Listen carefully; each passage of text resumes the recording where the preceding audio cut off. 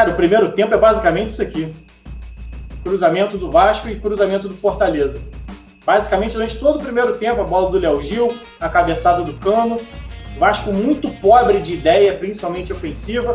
O Fortaleza também com muita dificuldade, mas ainda assim esboçava uma pressão maior no Vasco. Não deixava o Vasco sair tocando a bola de trás. E um detalhe interessante que eu achei nessa parte defensiva do Fortaleza, para frear a saída do Vasco, eu fiz um vídeo aqui recentemente falando, até depois do último jogo, da importância do Léo Gil e do Andrei na transição do Vasco. São eles os responsáveis por alongar essa bola para os laterais, ou seja, para os meias, para tentar agilizar o jogo, já que eles não têm velocidade correndo. Aí você vê mais um cruzamento. Toma ali cruzamento de bola parada do Vasco e do Fortaleza. Aí foi a primeira jogada do Vasco em velocidade, uma das poucas, ou talvez a única jogada em velocidade, já com o Gustavo Torres. Mas estava falando aqui, Fortaleza mantinha o Wellington Paulista e o David, que eram os dois atacantes, não pressionando a bola dos zagueiros do Vasco. O Chamusca colocou os dois para pressionar a saída dos volantes.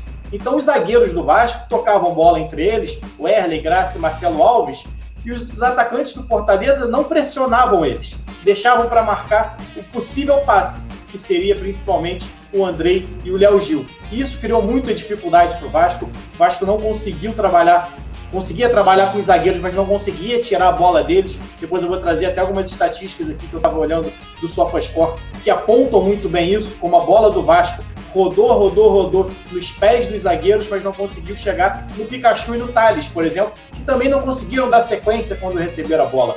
Então o que o Fortaleza fazia? Pressionava a saída do Vasco, pressionava o Andrei e o Léo Gil, nem pressionava, mas colocava os dois atacantes ali e obrigava o Vasco a ter a posse só com os zagueiros. Isso dificultava muito e tirava a qualidade do Vasco na transição.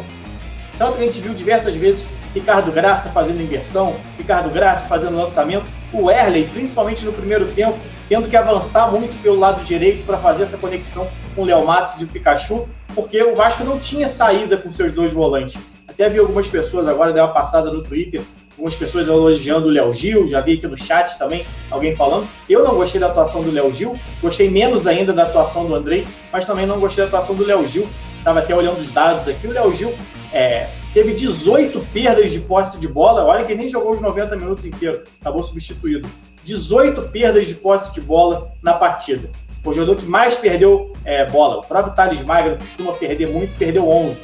Então você vê como é que o Léo Gil, pelo menos ao meu ver, não fez um grande jogo. Já tem essa chegada boa, finalização, uma rara chegada dele, do Andrei, de um dos volantes, pelo menos, no ataque. Eles são jogadores que constroem de trás, mas o Vasco perde a bola muito rápido, então não dá nem tempo desses jogadores se aproximarem e entrarem na área. Então o Vasco muito pobre de ideia. E o que já era de se esperar. Eu já falei aqui nas outras partidas, até contra o Palmeiras, vi muita gente elogiando, não, mas o Sapinto resolveu defensivamente o time.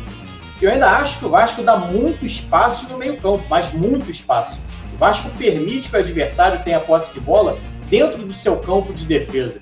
Toda hora o Fortaleza conseguia trocar passes com tranquilidade, porque o Vasco não pressiona. A gente tem a ideia de pensar a defesa como só os zagueiros. E não é. A defesa é o coletivo. Defender é um ato dos 10 jogadores de linha, até dos 11. Muitas vezes o zagueiro, o goleiro, dependendo da ideia de jogo, ele faz o líbero ali, avança um pouco mais. Enfim, o Vasco não tem. Defensivamente, se é mais seguro ali dentro da área. Dentro da área, o Marcelo Alves, Ricardo Graça e o Erlen têm feito bons jogos. Antes o Castan também jogando e o Miranda também fizeram bons jogos com o Sapinto, nessa ideia dos 3 zagueiros. Mas você vê a quantidade de trabalho que esses zagueiros têm tido. Por que eles têm tido muito trabalho? Porque a linha de meio campo do Vasco não pressiona. O Fernando Miguel fez uma grande partida, defendeu 2, 3 bolas ali com muito perigo, principalmente na segunda etapa. Fez uma baita de uma defesa, de uma finalização de dentro da área. Se não fosse ele, muito provavelmente o Vasco teria perdido esse jogo. E olha que o Fortaleza também não fez um grande jogo. Se a gente for pensar em ideias, principalmente ofensivas, o Fortaleza teve uma postura parecida com o do Vasco. A grande mudança foi sem a bola. O Fortaleza foi um time que, o tempo todo que o Vasco tinha a bola, ele tentava, assim que perdia, pressionava a saída do Vasco. Não permitia o Vasco fazer a transição em velocidade. Então ele pressionava primeiro, ou o Vasco se desfazia da bola, ou saía para a lateral, e aí sim o Fortaleza dava um pouco mais de espaço e se organizava. A gente viu o Vasco rifando até a lateral. O Vasco não conseguiu bater um lateral com qualidade no jogo. Daí a gente tira, a pressão que o Fortaleza fez, e 2, a deficiência que o Vasco tem para se apresentar, para sair jogando. Eu fiz a análise do Ricardo Sapinto aqui quando ele foi contratado, na verdade, antes de estrear pelo Vasco. Eu analisei o Braga. Quem acompanha o canal aqui há mais tempo e quem assistiu esse vídeo dele, que eu fiz sobre ele, tem aqui disponível ainda, análise Ricardo Sapinto, novo técnico do Vasco. Você vai achar aqui no canal.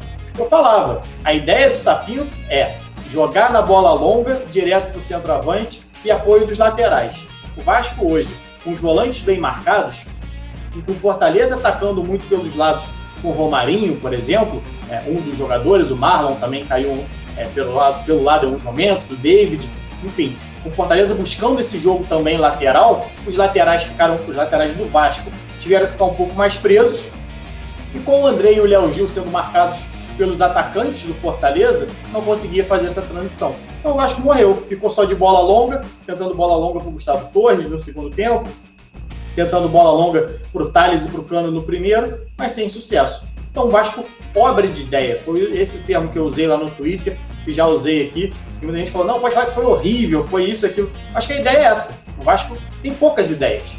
O Sapinto tem poucas ideias, o Sapinto teve poucas ideias no Braga. Falei, só assistir a análise que eu fiz dele ali. O Braga tinha o 11º ataque só do Campeonato Português quando ele foi treinador, e quando ele saiu passou a ter o 2º melhor. Então daí dá para ter uma ideia das dificuldades que o Sapinto já tinha lá.